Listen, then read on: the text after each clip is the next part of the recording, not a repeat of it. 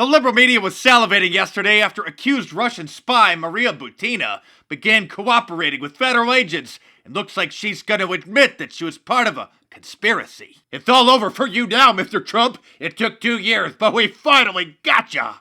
This is CNN Breaking News. We have some significant breaking news coming into the Situation Room right now. An accused Russian spy Maria Butina reaching a plea deal with federal prosecutors. Our political correspondent Sarah Murray has been following this story for us.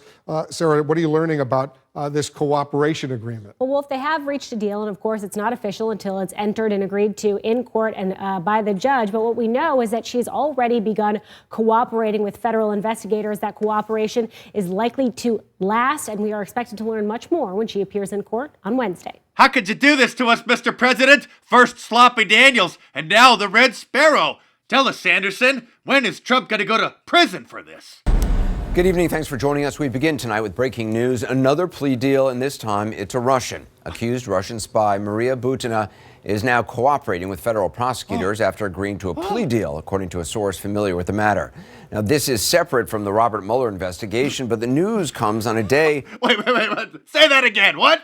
Now, this is separate from the Robert Mueller investigation, but the news comes on a day... Wait a minute, so this has absolutely nothing to do with Robert Mueller and the investigation into Russian meddling with the election or President Trump or anything at all? Prosecutors once accused Maria Butina of being a Russian spy who cozied up to the National Rifle Association.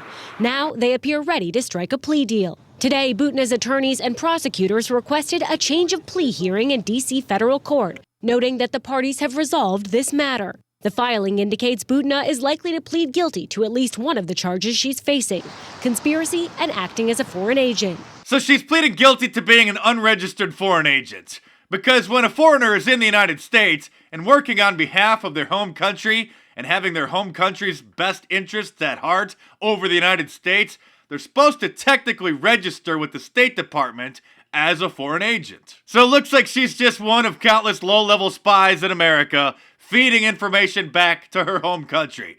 But I'm sure that the Russians are the only ones that are doing that, right? Oh, what's this? Newsweek magazine reported 4 years ago that Israel was flagged as the top spy threat to the United States in the Edward Snowden stolen NSA documents. You're not supposed to be talking about that. This is the kind of thing that'll get you banned from the internet. It says here that they're, quote, a top espionage threat against the United States government, including its intelligence services. Wow, what a surprise, because who knew that all major countries spy on each other? In fact, it was recently discovered that California Senator Dianne Feinstein had a Chinese spy on her payroll for 20 years. We're now just learning about this, but the San Francisco Chronicle reports that a staffer at U.S. Senator Dianne Feinstein's San Francisco office was fired a few years back after being linked to a Chinese spying ring in the Bay Area. Meanwhile, Congressman Adam Schiff for Brains thinks that President Trump is close to being thrown in jail. The filing made Friday by federal prosecutors in Manhattan references individual one about 30 times. Individual one is President Trump, and it appears to link him to campaign finance violations. It doesn't charge him with any wrongdoing, though. What's your takeaway? My takeaway is there's a very real prospect that on the day Donald Trump leaves office, the Justice Department may indict him, that he may be the first president in quite some time to face the real prospect of jail time.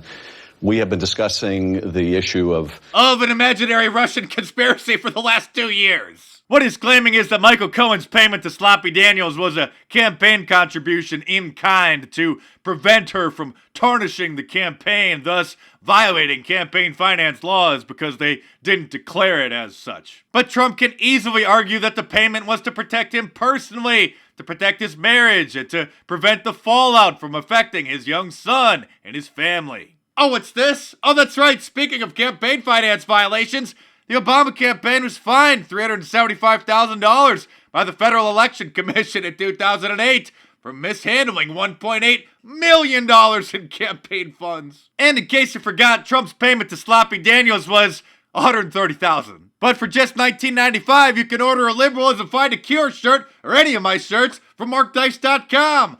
But today, December 11th, is the last day to get your orders in with standard shipping to make sure that you can get them in time for Christmas. So all you procrastinators out there, it's time to get your orders in. If someone on your list needs a Mount Trumpmore shirt, or a Free Speech Zone shirt, or the Liberal versus Conservative braid shirt, all of them available in t-shirt, long sleeve, and hoodie, and a whole bunch of different colors and styles, and even coffee mugs. Or if you want to make Christmas dinner real fun, you can order my new Trump Claus sweatshirt. Click the link in the description below or head on over to MarkDice.com and check out the awesome selection. And your purchase helps keep this channel going. So thanks for your support. Check back tomorrow for a new report, and I will see you soon.